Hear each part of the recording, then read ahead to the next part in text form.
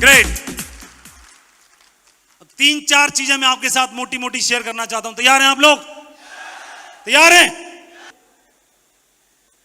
एक सवाल का जवाब जानना चाहता हूं कि आज कौन से लोगों से हम प्रेरणा लें? किन से? जो आईएएस के लिए प्रयास किया, आईएएस बनने के लिए, और नहीं बन पाए। जो आईआईटी जाना चाहते थे और नहीं जा पाए। जो डॉक्टर बनना चाहते थे और नहीं बन पाए, और जो डायमंड बनना चाहते थे और नहीं बन पाए।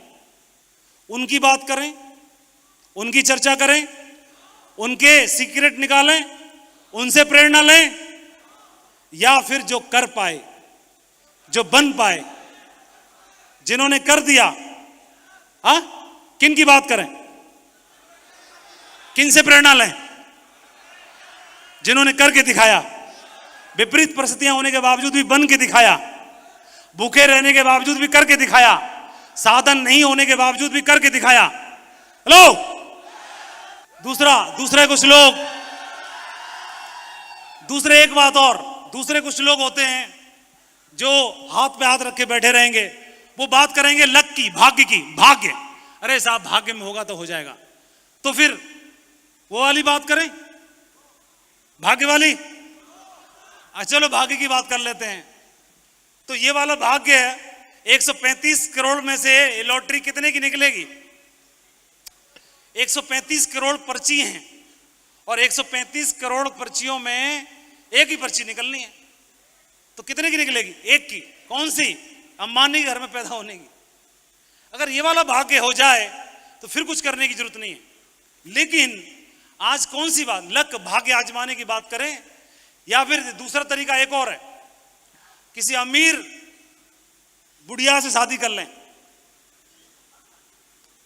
अमीर बुढ़िया से करना पड़ेगा, तभी एंजॉय कर पाओगे पैसे का। या फिर ये भाग्य की बात कर लें, या फिर उनकी बात कर लें जो नहीं कर पाए। अरे बहुत देखे, नहीं बने। अरे बहुत देखे, नीट करोगे, आईआईटी जाओगे, शकल दिखाई दे रही है उनकी।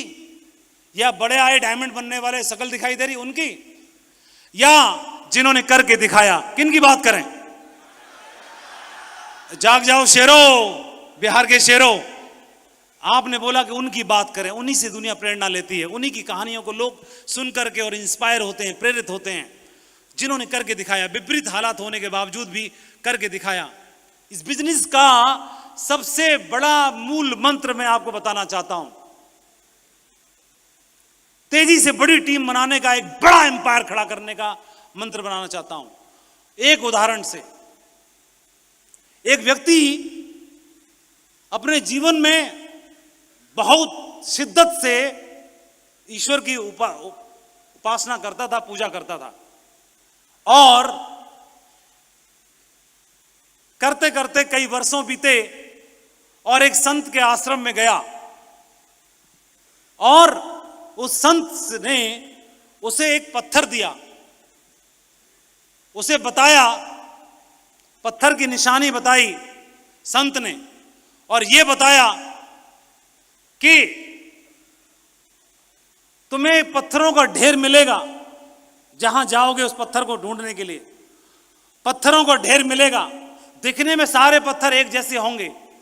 उस पत्थर जब सारे दिखने में एक जैसे होंगे तो कैसे पहचानोगे कि वो पत्थर जो लोहे को भी सोने में बदलने की ताकत रखता है, जो सोने में बदल देता है, जो ऐसा पत्थर जो बहुत मूल्यवान है, जो नाचीज को भी बहुमूल्य बना देता है।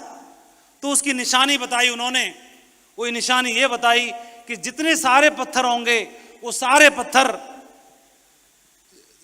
ठंडे होंगे, और जिस पत्थर को जो खास है, विशेष है, जब छुओगे तो वो गर्म होगा, वो गर्म होगा। बस दिखने में सब एक जैसे हैं, बाकी सब पत्थर ठंडे होंगे, वो गर्म होगा।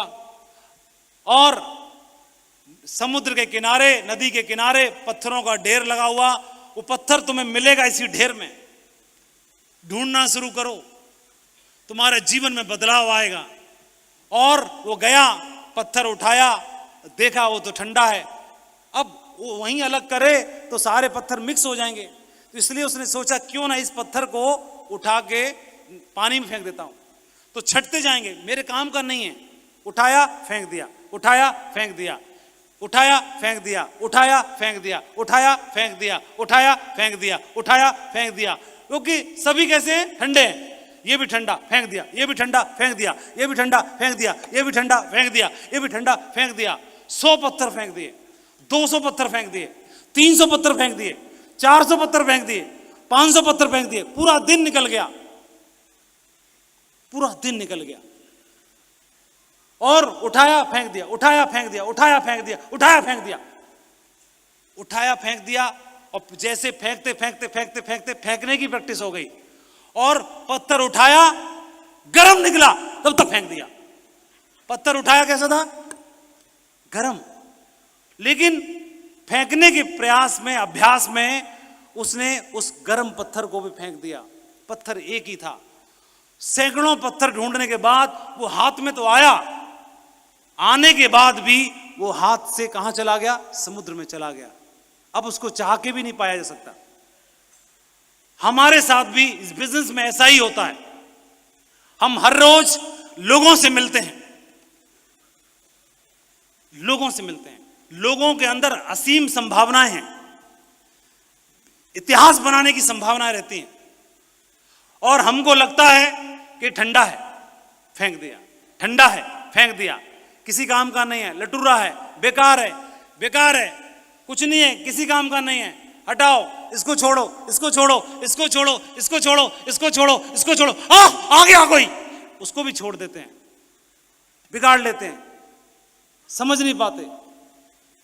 अब हमें हर पत्थर को ऐसे परखना है कि यही है सोने में बदल देने वाला, यही है भाग्य को बदल देने वाला। उसकी पूरी आजमाइश करनी है, उसको हिला हिला के चेक करना है। कब कौन, दिखने में सब एक जैसे ही है, कब कौन अविनाश बन जाएगा, कब कौन सतीश बन जाएगा, कब कौन अजय पंडित निकलेगा, कब कौन निकलेगा, ये कहना बहुत मुश्किल है। लेकिन अगर हमने उसको हिला हिला के देख लिया, बोले रिजेक्ट करोगे तो तुम खुद करोगे स्वयं को, मैं अपने आप से तुमको कभी रिजेक्ट नहीं होने दूंगा। उसको हिला हिला के प्रयास करना है। कर पाओगे सभी? मैं इस बिजनेस में बिल्कुल भी चलने के लिए तैयार नहीं था।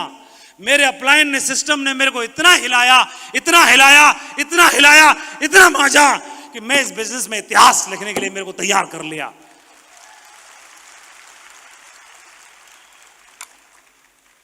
और शिव नाडर बोलते हैं, मैं नेतृत्व का अवसर नहीं देता, लोगों को अपॉर्चुनिटीज नहीं देता, बल्कि उन लोगों पर निगाह रखता हूं जो कमान संभाल सकते हैं। हर आदमी बहुत महत्वपूर्ण है, ये बिजनेस बहुत महत्वपूर्ण है।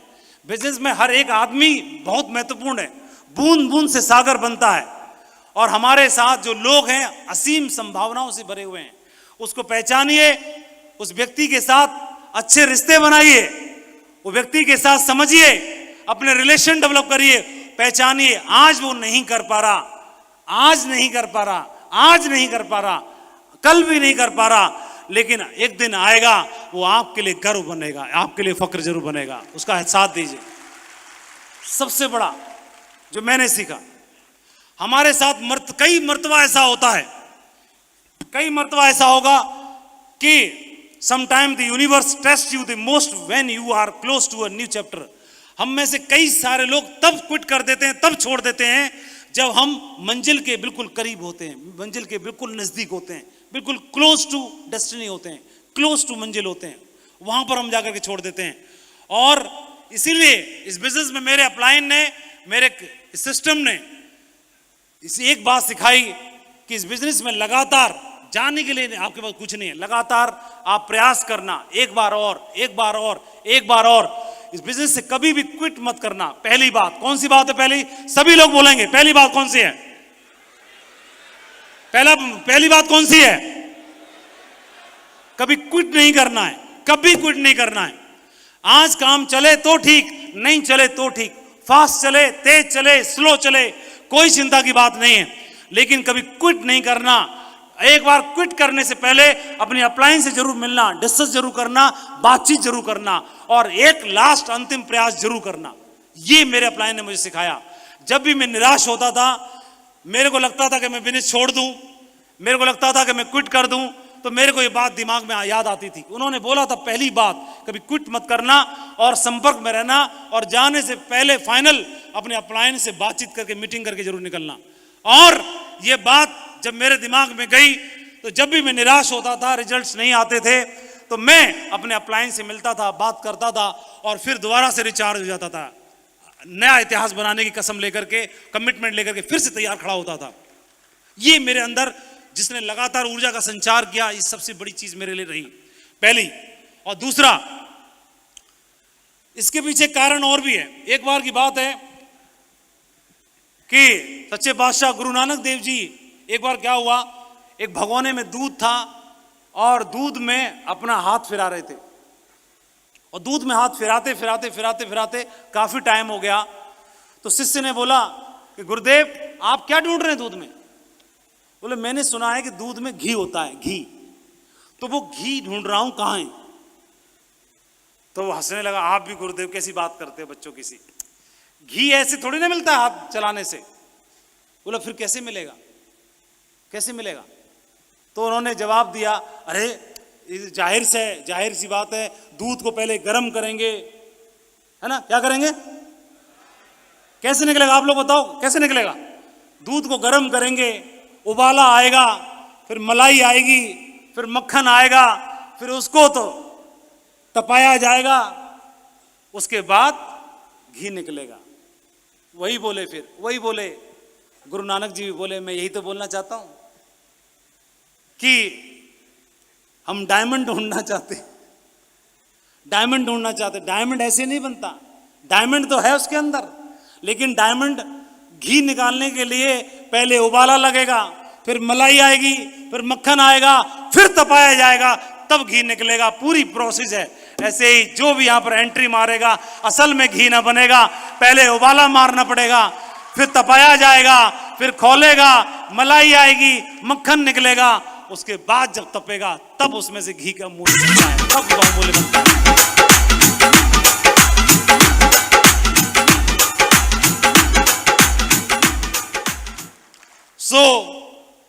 दूसरी बात मेरे को बताई कि सफल होना बिल्कुल दूध में से घी निकालने की माफिक है।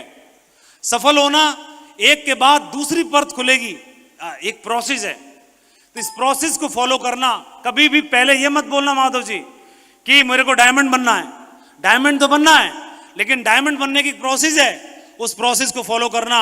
उस प्रोसेस को फॉलो करेंगे तो घी तो एंड प्रोडक्ट है ही है, घी तो मिलना ही है, आईडी पर डायमंड तो आना ही है, डायमंडशिप का ताज तो मिलना ही है, वो तो मिलना ही है। उससे पहले की प्रोसेस पे जरूर काम करना, क्योंकि दूध में हाथ डालने से घी नहीं निकलेगा, दूध को प्रोसेस में डालने से घी जरूर निकलेगा। हेलो, ये दूसरा उन्होंने बताया। तीसरा उन्होंने बताया, उन्होंने बोला कि डायमंड बनना एक प्रोसेस है, और ये प्रोसेस हमारे एक्शन से शुरू होगा। हमारे शब्द, हमारे कार्य, हमारी भावनाएं, हमारी एक्टिविटीज, हमारे शब्द जो हम अपने आप से बोलते हैं, अपने टीम में बोलते हैं, हमारे द्वारा बोले गए शब्द, हमारे कार्य।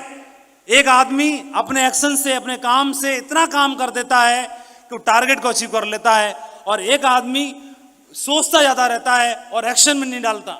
और हमारी इमोशंस, हमारी भावनाएं और हमारी एक्टिविटीज, इन चार चीजों को उन्होंने अच्छे समझाया और ये बताया। एक बार एक राजा था और अपने हाथी पे सवार होकर के राज्य के भ्रमण पे निकला, और राज्य के भ्रमण पे निकलने के बाद देखा तो रास्ते में बाजार था। बाजार में एक ऐसा दुकानदार था जो चंदन की, जिसकी दुकान थी, चंदन की लकड़ी बेचने की दुकान थी। राजा का हाथी रुका और अपने मंत्री से बोला, चंदन की जो व्यापारी था उस दुकान के सामने जाकर के हाथी रुका, मंत्री से बोला कि मंत्री जी, पता नहीं मेरे अंदर से पता नहीं क्या बात है, लेकिन इस दुकानदार को मुझे फांसी की सजा सुनाने का दिल कर रहा है, ऐसे अंदर से। वैसे मुझे प्रॉब्लम कुछ नहीं इससे, इसने मेरे को कुछ पंगा नहीं किया, लेकिन अंदर से मेरे भाव आ रहा है इसको फांसी की सजा सुनाऊं। मंत्री को समझ में नहीं आया महाराज ने ऐसे क्यों बोला।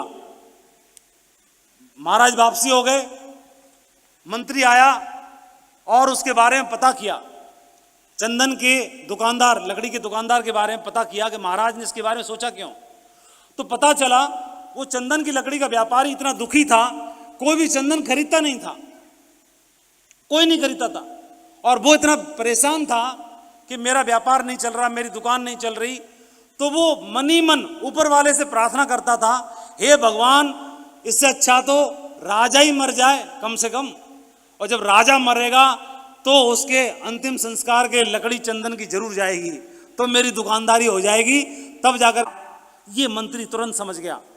अब मंत्री चाहता था कि इसको मृत्यु दंड ना मिले, इस व्यक्ति को भी, और मंत्री ये भी चाहता था कि राजा के प्रति इसके मन में बुरे विचार भी ना आए। तो वो दुकान पे गया, अनजान आदमी बनकर के मंत्री, और उसकी दुकान से थोड़ी सी चंदन की लकड़ी खरीदी, थोड़ी सी, और जैसे ही खरीदी वो खुश हो गया, खुश हो गया। और जब खुश हो गया तो उस लकड़ी को लेकर के मंत्री ने राजा के पास भेजा, बोला कि उसी चंदन के व्यापारी ने महाराज आपके लिए तोहफा भेजा है। तो राजा ने उस लकड़ी को देखा, वो महक रही थी, वो इतनी महक रही थी, तो राजा बड़ा प्रसन्न हुआ और अपने आप से अफसोस हुआ कि इतना अच्छा आदमी था, उसने मेरे लिए तोहफा भेजा और उसको मैं मृत्युदंड देने जा रहा था, मेरे से पाप हो जाता। तो राजा के विचार अपने आप बदल गए और राजा ने बोला कि ठीक है, उस व्यापारी को मेरी ओर से 50 सोने की असरफियां देके भिजवाई जाएं। 50 सोने की असरफियां दान में जब व्यापारी के पास पहुंची तो बोला, हमारा राजा कितना अच्छा है, हमारा राजा कितना अच्छा है, मैं तो सोचता था कि राजा ही मर जाए, और राजा ने तो मेरे लिए 50 सोने की असरफियां भिजवाई। दोनों एक दूसरे के बारे में अच्छा अच्छा अच्छा अच्छा अच्छा अच्छा अच्छा सोच रहे हैं, और दोनों ने एक दूसरे को अच्छा सोचना शुरू कर दिया। मैं यही बताना चाहता हूं दोस्तों, पूरा ब्रह्मांड ऊर्जा से जुड़ा हुआ है, और जब भी हम अपनों के लिए, अपनी टीम के बारे में किसी भी प्रकार से बुरा सोचते हैं तो वो हमारे साथ भी बुराई होना शुरू हो जाता है। और जब अपनों के लिए और अपनी टीम के लिए जब दुआएं और प्रार्थना करना शुरू कर देते हैं डायमंड बनने के लिए, जीवन में सफल होने के लिए, तो वो प्रार्थना इकट्ठा समूह पुंज होकर के आपके घर में ब्लेसिंग्स के रूप में आने की शुरुआत हो जाती है। तो बाहर से तो बदलेंगे बदलेंगे, हम अंदर से भी बदलें, इसको जरूर समझिएगा।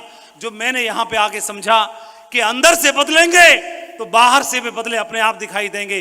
तो इसके लिए उन्होंने बताया कि पूरा ब्रह्मांड ऊर्जा से भरा हुआ है, कुछ भी मिरेकल्स नहीं है, हर चीज का सर्जन हम करते हैं।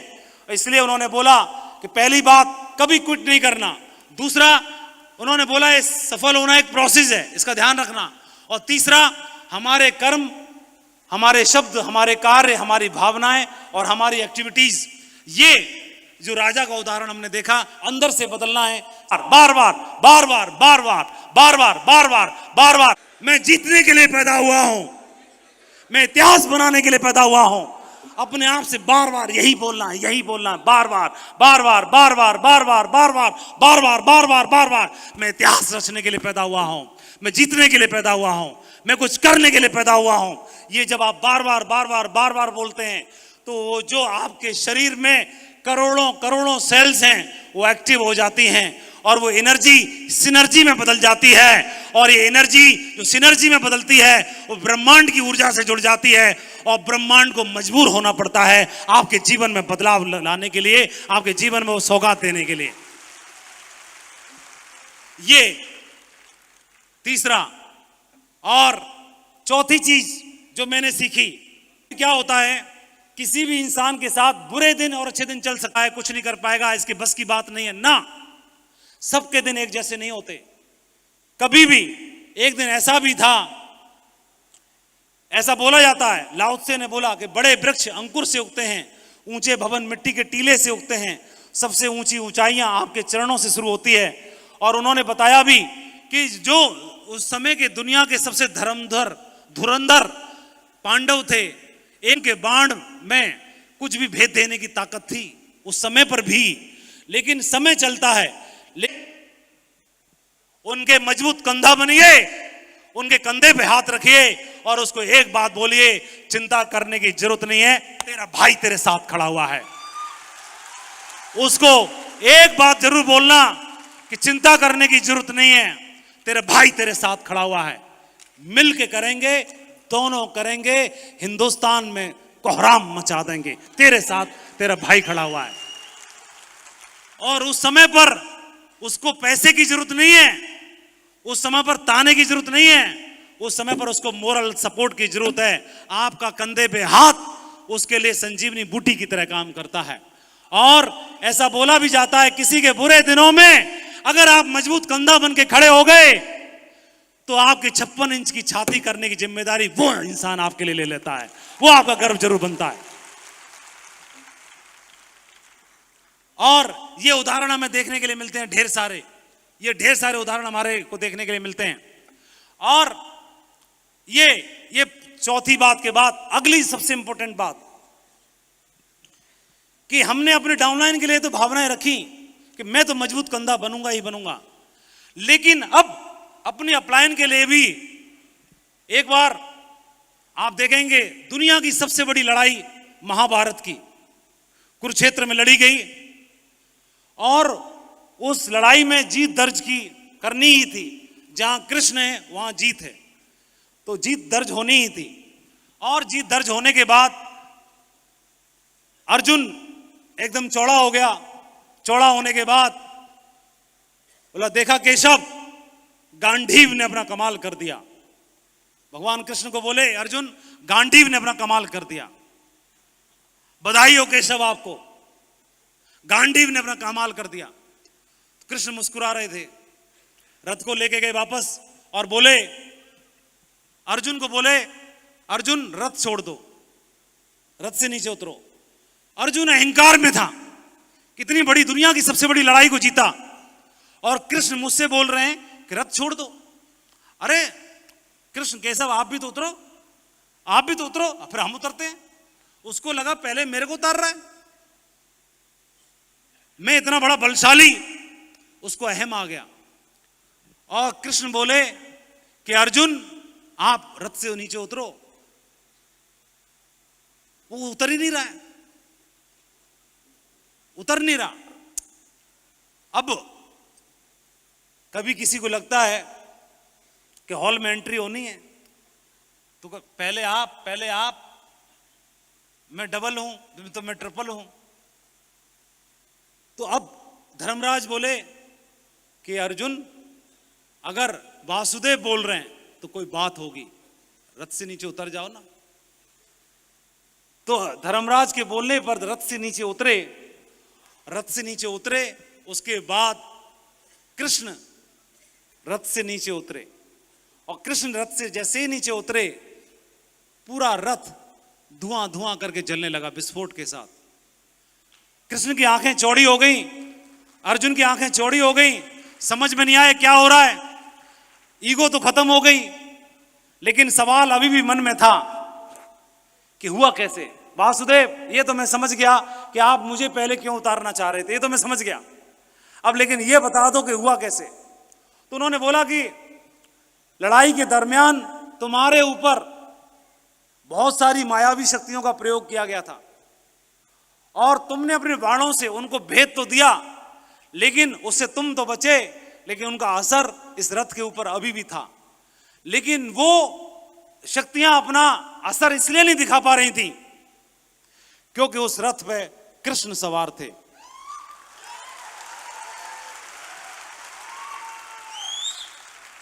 और जिस रथ है कि गांडीव धारी है अर्जुन, तभी तो जीत दर्ज हुई है।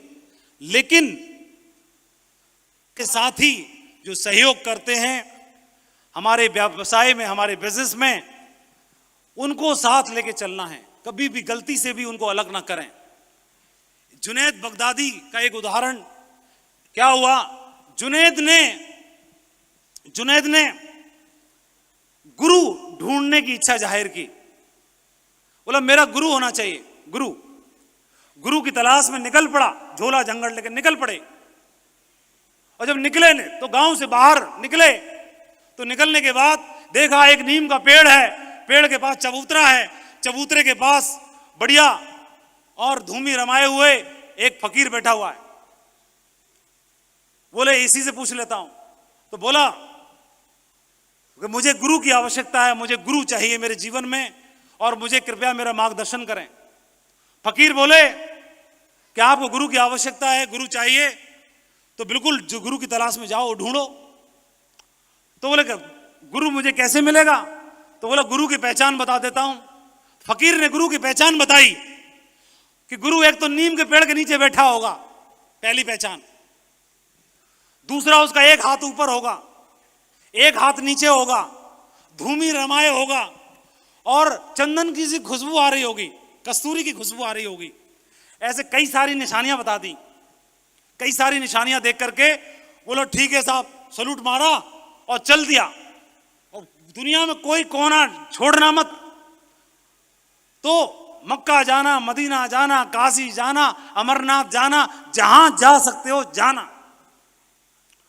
और जुनैद ने 20 साल जीवन के गुरु को तलाशा।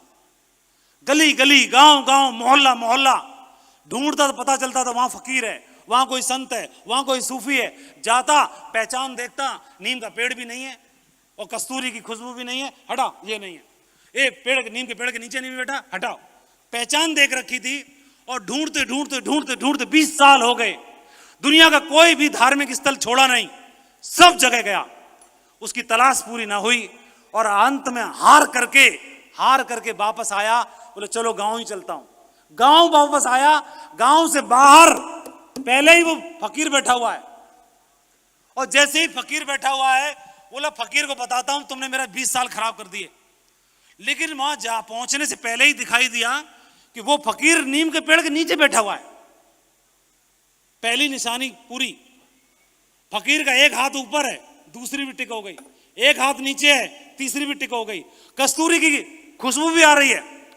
वहीं लम्बलेट हो गया। बोला गुरुदेव,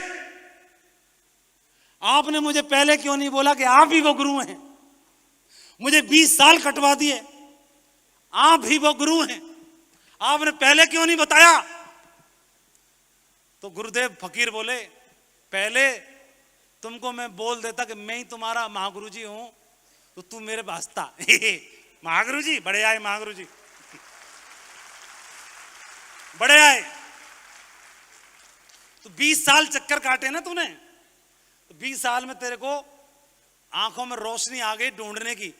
पहले भी नीम का पेड़ था, पहले भी मेरा एक हाथ ऊपर था जब बता रहा था, पहले भी एक हाथ नीचे था, कस्तूरी की खुशबू तब भी थी, पर तेरे में अहम था कि मेरा गुरु ये हो ही नहीं सकता है। तो 20 साल चक्कर काटने के बाद पता चला कि वही उसका महागुरु जी है।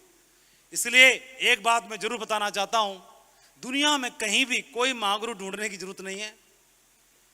जो आपके साथ कंधे से कंधा मिला रहा है, जो आपकी मोटरसाइकिल पे ढूंढ रहा है, घूम रहा है, उसके पास नहीं है चाहे समोसे खरीदने के पैसे।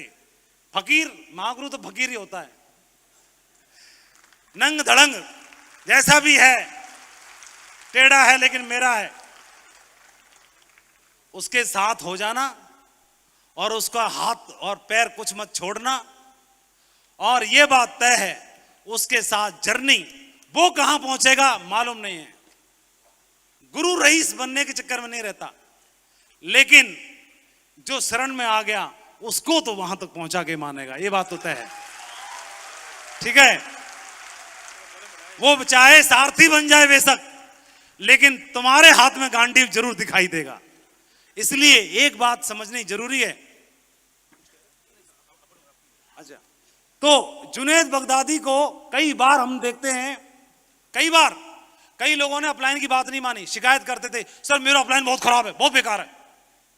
तो मुझे एकदम दमदार वाले महागुरु जी चाहिए, बड़े वाले। ढूंढ आए, जाने कहां चक्कर काट के आ गए, लास्ट में अंत में बोले गुरुदेव आपसे काम चलेगा मेरा, मैंने सब चेक कर लिए। तो चक्कर काटेंगे 20 साल, उससे अच्छा है उन्हीं के साथ हो लो। हेलो, समझ में आ रहा है? कितने लोगों को समझ में आ रहा है? हाथ हिला के बताइए। बहुत बढ़िया, उसी का हाथ थाम लेना दमदार तरीके से। जुनैद बगदादी ने बताया। और एक और बताता हूं गुरु के बारे में। गुरुजीएफ का नाम आपने सुना होगा, कितने लोगों ने सुना है? गुरुजीएफ तो गुरुजीएफ के पास बैठते थे, लोगों के पास बैठते थे, लोग सारे काम चलते थे। एक दिन गुरुजीएफ को ढूंढते ढूंढते और एक शिष्य आया और बोला, गुरुदेव मैं आपको गुरु बनाना चाहता हूं। गुरुजीएफ से बोला, मैं आपको अपना गुरु बनाना चाहता हूं। बोला ठीक है भाई, भर्ती हो जाओ। नहीं भर्ती तो हो जाऊंगा, लेकिन मुझे आप ये बताओ, सिद्ध करो कि आपको मैं गुरु क्यों बनाऊं। आपके पास क्या क्या ऐसी क्वालिटी है जिसकी वजह से मैं आपको गुरु चुनूं। उल्टा सवाल जवाब कर रहा है। तो उन्होंने बोला कि एक काम कर भाई, मेरे से भी बढ़िया गुरु की तलाश मैं तुमको बता देता हूं। मैं अपने बारे में छोड़, तेरे को एक बढ़िया जगह भेजता हूं जो बहुत बढ़िया है। और उसने पता बता दिया गुरुजीएफ ने कि उस वाले आश्रम में चले जाना। और जैसे ही उस आश्रम में पहुंचा, उस आश्रम में रहता था, तो रहने के बाद वहां भर्ती हो गया, आश्रम में रहने लगा। और जिस आश्रम के गुरुजी थे, उस आश्रम के, वो हमेशा दिन रात गुरुजीएफ की बुराई करते थे, चुगली करते थे, बुराई करते थे। बेकार आदमी है, लटूरा है, किसी काम का नहीं है, कुछ नहीं कर पाएगा, 2 कौड़ी की अकल नहीं, आता क्या है उसको, खामखा चौधरी बना घूमता रहता है, दुनिया के लोगों को पागल बनाता रहता है। गाली सुनाता था डेली। महीना भर रहा, महीना भर में गाली सुन सुन के कान पक गए उसके। और आया, बोला गुरुजी आपने जहां पर भेजा वो तो बड़ा बेकार आदमी है, आपको गाली देता रहता है, आपको गाली देता रहता है। तो गुरुजीएफ ने बताया, हाँ उसकी ड्यूटी यही है, गाली देने की। बोले कैसे? वो मेरा ही चेला है, मेरा चेला है, और मैंने ऐसा आश्रम एक स्पेशल बनाया गया है जो मेरे को गाली दे, जो मेरे को न समझें, जो मेरे को गाली सुनाने का और सुनने का दिल करें, वो वाले आश्रम में भर्ती हो जाएं, ताकि जो बच्चे कुछ प्योर शुद्ध हैं उनको मैं सेट करके और ऊपर वाले परमात्मा से जोड़ सकूं। बहुत सारे लोग सवाल जवाब करेंगे, इक्का दुक्का लोग उंगली उठाएंगे आपके साथ, आपके ऊपर। टेंशन लेने की जरूरत नहीं है उनको, वो अपनी जगह अपने आप ढूंढ लेंगे, वहां पे चले जाएंगे। लेकिन हमें अपना जो साथी है, अपलाइन के रूप में, हम सफर के रूप में, उनका साथ थाम के रखना है। कुछ लोग तो ऐसे भी रहेंगे सफर में जो कंधे पे उठा के, जो नाकाबिल लोगों को भी कंधे पे उठा के ढोएंगे। कुछ तो ऐसे भी लीडर हैं, और कुछ ऐसे हैं मजबूत हाथी की तरह, और कंधे से कंधा मिलाएंगे और आपको साथ में लेके चलेंगे। हर तरह के लोग आपको देखने के लिए मिलेंगे आपके सफर में। इसलिए महानता जो है वो किसी को छोड़ने में नहीं है, वो ठीक नहीं है, वो अच्छा नहीं है, वो बेकार है, वो मेरा सम्मान नहीं करता। कोई सम्मान करे नहीं करे, गाली दे, कुछ भी बोले, आपका काम एक ही है, सबको सहयोग करना, सबको सपोर्ट करना, सबको बराबरी के दृष्टि से देखना, सबको साथ लेके चलना, और सबके लिए दुआएं करना, सबके लिए प्रार्थना करना, सबको सपोर्ट करना, हर एक को डायमंड बनने के लिए। ये हमारा मेन काम है। और जाना है ये तो अच्छा है, लेकिन जाना कहाँ है ये भी तो कोई बताएगा कि नहीं बताएगा। जाना तो है। ये गधा, ये महाशय है, इसने क्या किया, नाव चलाने वाले को लात मार के पानी, अपलायन को तो मारी किट। बोला तू बड़ा चौधरी बना घूमता रहा। बोला मैं बनूंगा मां गुरु जी, हट जाओ। अब ये नहीं मालूम कि जाना कहां है, अकेला घूम रहा है 6 साल से, जाना कहां है कुछ नहीं मालूम। ऐसे ही हमारे कई टाइगर रहते हैं, कुछ नहीं मालूम। इसलिए जाना है ये महत्वपूर्ण है, लेकिन जाना कहां है ये भी तो कोई बताएगा ही। इसलिए उसका साथ और उसका हाथ कभी छूटना नहीं चाहिए। गलती से भी, क्योंकि आप देखोगे जो अपलाइन को मदर लाइन की संज्ञा दी गई है, अपलाइन को मदर लाइन की संज्ञा दी गई है, और ये चूहे का बच्चा है जिसको सांप मुंह में दबा के लेके जा रहा है। देखिए, दिखाई दे रहा होगा आपको। और उस सांप से ये मां लड़ जाती है, उस सांप से अपने बच्चे की खातिर मां लड़ जाती है उस सांप से। और सांप जो है वो चूहे को भी अपना भोजन बना लेता है, लेकिन अपने बच्चे की खातिर वो सांप से लड़ जाती है मां, और अपने बच्चे को जीवन दान देने के लिए खुद लड़ जाती है।